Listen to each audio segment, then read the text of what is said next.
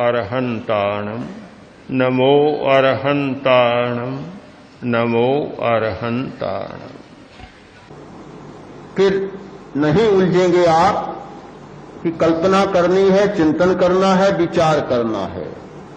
आप 3 भागों में बांट लें, अनावश्यक विचार, अनावश्यक कल्पना और अनावश्यक स्मृति। एक दूसरा, बुरा विचार, बुरी कल्पना और बुरी स्मृति। फिर आवश्यक विचार, आवश्यक कल्पना, आवश्यक स्मृति, अच्छा विचार, अच्छी कल्पना, अच्छी स्मृति। नियंत्रण किस पर करना है? पहले 2 बातों पर, अनावश्यक है और जो बुरा है उस पर नियंत्रण करना है। जब आप नहीं जान जाते कि स्विच ऑन कैसे होता है, स्विच ऑफ कैसे होता है, बटन को दबाना नहीं जानता, वह कैसे कर सकता है? एक कोई गांव का आदमी जिसने कभी पहले बिजली देखी नहीं, शहर में आया और होटल में ठहरा, सोने लगा तो सोचा दिया बुझा दूं। सोते समय तो प्रकाश नहीं होना चाहिए, नींद अच्छी आती है अंधेरे में। दिया बुझा दूं, पास में गया और फूंक मारी, बुझा नहीं दिया। तो दूसरी बार फूंक मारी तो भी नहीं बुझा, तीसरी बार बहुत जोर से फूंक मारी तो भी दिया नहीं बुझा। सोचा शहर का दिया भी बड़ा विचित्र होता है, गांव का दिया तो एक बार फूंक मारने से बुझ जाता है, ये तो बड़ा विचित्र है। तो जो होटल का बेरा था उसने देख लिया, घूमता घूमता आया, देख लिया, सोचा क्या कर रहा है, जाकर पूछा भाई क्या कर रहे हो? अरे क्या कर रहा हूं, ये दिया भी इतना जिद्दी है कि बुझता ही नहीं है, क्या हो गया? उसने कहा यह शहर का दिया ऐसे नहीं बुझता। जाकर बटन दबाया और दिया बुझ गया। तो हम जब जानते ही नहीं, नियम तो नहीं जानते, नियंत्रण हमारा नहीं होता, तो न तो प्रकाश किया जा सकता और न प्रकाश को गुल किया जा सकता, न बुझाया जा सकता। हम ये जान लें कि कैसे नियंत्रण होता है। एकाग्रता के द्वारा हमारी नियंत्रण की शक्ति बढ़ जाती है। जब चाहें तब विचार करें और जब न चाहें और एकदम स्विच ऑफ कर दिया, यानी विचार को बंद कर दिया। ये तो सब अनुभव करते होंगे कि मनुष्य के मन में अकारण बुरी कल्पना उठ जाती है, बुरी संभावनाएं, संदेह पैदा होता है, न जाने क्या हो जाएगा। लड़का गया तो है पर पता नहीं क्या हो जाएगा, मैं जा तो रहा हूं पर पता नहीं क्या हो जाएगा।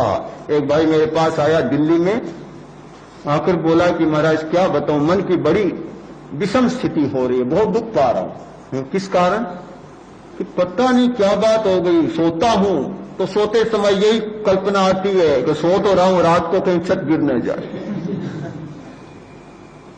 यमुना के पार जाता हूं, पुल को पार करता हूं, बस पैर रखता हूं, उससे पहले विचार आता है कि जा रहा हूं कहीं पुल गिर नहीं जाए। बड़ा अजीब हो गया, बड़ा दुख पा रहा हूं। मैंने कहा भाई यमुना के पुल पर से ट्रेन आती है, भारी भारी ट्रक आते हैं, बसें चलती है, मोटर कारें चलती है, पुल नहीं गिरता। तुम्हारे में इतना क्या वजन है जो तुम्हारे जाने से पुल गिर जाएगा? पर ये प्रश्न वजन का नहीं है, प्रश्न मन की अवस्था का है। बुरी विचार, बुरी कल्पनाएं अकारण व्यक्ति के मन में जागती रहती है।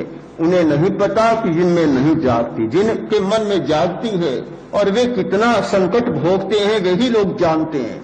इतने परेशान होते हैं, जिनमें डिप्रेशन हो जाता है, जिनके और मानसिक बीमारियां हो जाती है, उन लोगों को पता है कि किस प्रकार के संकट वे मन के कारण भोगते हैं। कोई घटना नहीं, कोई कारण नहीं, परिस्थिति नहीं, पर अपनी कल्पनाओं, अपने विचारों के कारण इतने पीड़ित और ग्रस्त रहते हैं कि बस कोई कुछ कहा नहीं जा सकता। हमारी नियंत्रण की क्षमता बढ़ जाती है एकाग्रता के द्वारा। जब चाहे तब विचार करें, जब चाहे तब विचार को रोक दें, जब चाहे तब कल्पना करें, जब चाहे तब रोक दें। करना सरल है, रोकना बहुत कठिन है। विचार करना तो ठीक है, आप विचार करते चले, कोई कठिनाई नहीं, पर जब चाहे कि विचार को रोकना है बड़ा कठिन होता है। और तो जाने दें, सोने का समय है, नींद का समय है, फिर भी विचारों का तांता नहीं टूटता, कल्पनाओं का तांता नहीं टूटता, सताने लग जाता है।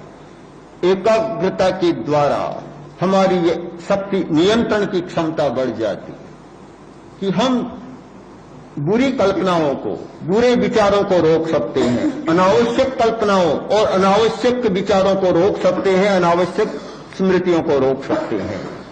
पहली बात नियंत्रण की क्षमता। जिसमें नियंत्रण की क्षमता नहीं होती वह ऊर्ध्वगमन नहीं कर सकता, ऊपर नहीं चढ़ सकता। नियंत्रण की क्षमता ही नहीं है, कैसे ऊपर चढ़ेगा।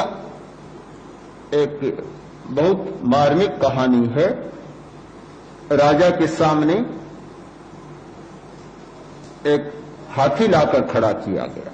हाथी नहीं होता था, वहां लाकर खड़ा किया गया और कहा कि महाराज आप सवारी करें। राजा घोड़े की सवारी करता था, तो अब हाथी की सवारी नई बात थी। राजा आया और सामने खड़ा हो गया और फिर बोला कि लगाम मेरे हाथ में। महावत ने कहा कि हाथी के लगाम नहीं होते।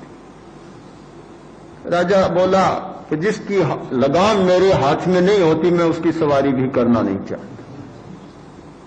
मैं उसी की सवारी करूंगा जिसकी लगाम मेरे हाथ में हो। तो जिसकी लगाम हमारे हाथ में नहीं होती तो उसकी सवारी भी नहीं कर सकते, उसके ऊपर हम चढ़ भी नहीं सकते, और चढ़ते हैं तो बड़ा खतरा पैदा हो जाता है। चढ़ने का, आरोहण का, ऊर्ध्वगमन का एक सूत्र होता है कि जहां भी हम ऊर्ध्वगमन करें उसकी लगाम हमारे हाथ में होनी चाहिए। हम लोग बंबई में चतुर्मास बिता रहे थे, बहुत वर्ष पहले की बात। आचार्य श्री तुलसी ने कहा कि बंबई में समुद्र है तो समुद्र पर काव्य रचनाएं होनी चाहिए, समस्या पूर्ति होनी चाहिए। हम लोगों को संस्कृत में समस्या पूर्ति दी गई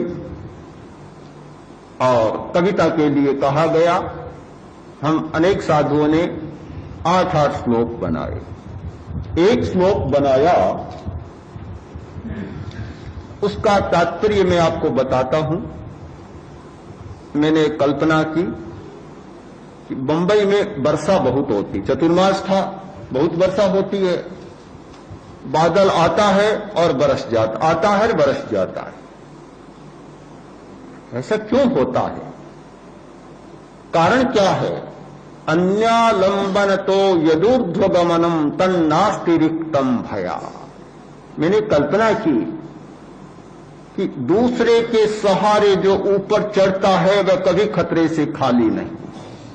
पानी समुद्र से उठा, भाप उठी और आकाश में गई, हवा के सहारे बादल चला, हवा के सहारे चला था, चल रहा था, किंतु हवा ने धोखा दिया और नीचे पानी गिर गया। क्यों गिरा? कि अन्यालंबन तो यदूर्ध्वगमनम तन्नास्ति रिक्तम भया। दूसरे के सहारे ऊपर चढ़ना और दूसरे के सहारे ऊपर चलना कभी खतरे से खाली नहीं होता। हवा की मर्जी हुई, चलाता रहा और हवा प्रतिकूल बनी और हवा ने मुंह बदला और पानी बेचारा नीचे गिर गया। तो हमेशा ये होता है कि जिसकी लगाम हमारे हाथ में नहीं है, हमारे मन पर, हमारी वृत्तियों पर, हमारे आचरणों पर, हमारे व्यवहारों पर हमारा नियंत्रण नहीं है, तो आप निश्चित माने कि हमारा जीवन सुरक्षित नहीं है। कभी भी दूसरा कुछ भी कर सकता है।